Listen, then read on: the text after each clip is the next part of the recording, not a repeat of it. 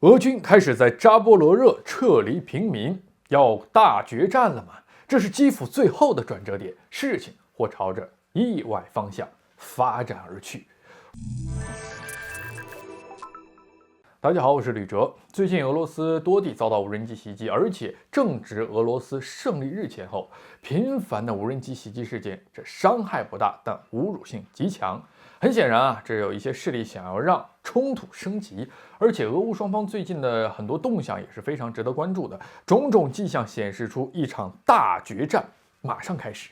近日，俄罗斯卫星通讯社报道，扎波罗热州消息人士表示，乌克兰军队正在向前线集结，准备在扎波罗热发动反攻。之前很多人认为乌军可能会在卢甘斯克或者说是巴赫穆特这些地方发起反攻，但是呢，这里几乎都已经被俄军掌控了，胜算太低。现在看来，乌军发起大规模反攻行动可能的地点就是在扎波罗热州。俄方情报显示这个乌军的一个装甲集团夜间向扎波罗热开拔它这个方向呢就是在这个奥列霍夫方向。那么，但遭到了俄军第一道防线的迎击，乌军受损又撤回了原来的阵地。迄今为止有70%的这个扎波罗热州在俄罗斯的掌控之下。那么，该州的前州府扎波罗热市目前是处于乌军的控制之下的。那与此同时，俄军也开始做着准备。法新社也有在报道这个突发新闻说俄罗斯已经开始从扎波罗热州的前线撤离居民。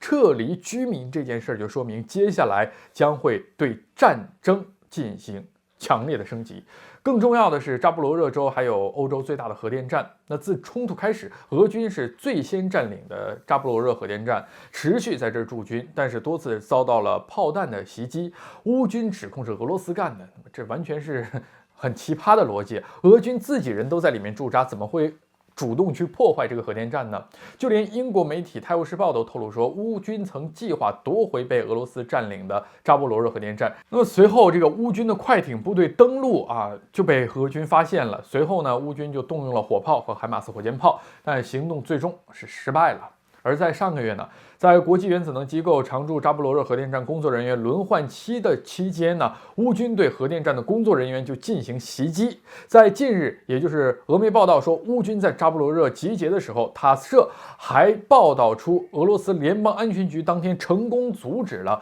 乌克兰国防情报局特工针对扎波罗热核电站一名负责人的恐怖袭击，没收了一个准备好的爆炸装置和弹药等等。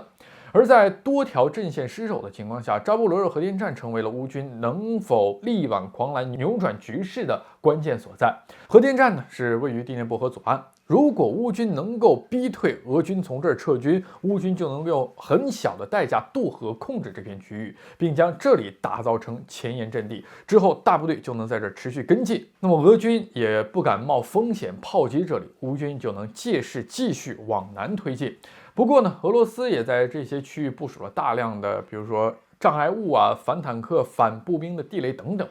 但是最重要的还是要防范那些无人机的袭击俄军已经在这方面栽过太多次跟头了。其实更危险的是，最近卡库夫卡水库的水位目前是创纪录的在高点，可能会导致大坝的溃坝，淹没核电站的部分区域。那么在这种情况下，但凡大坝被炸一下，都可能造成难以想象的后果。所以说，俄罗斯紧急撤离当地的居民，大概率还是真的会有大事发生，事情可能会朝着意外失控的方向发展了。我们拭目以待。好，今天的宇宙观察就是这样，下期再见。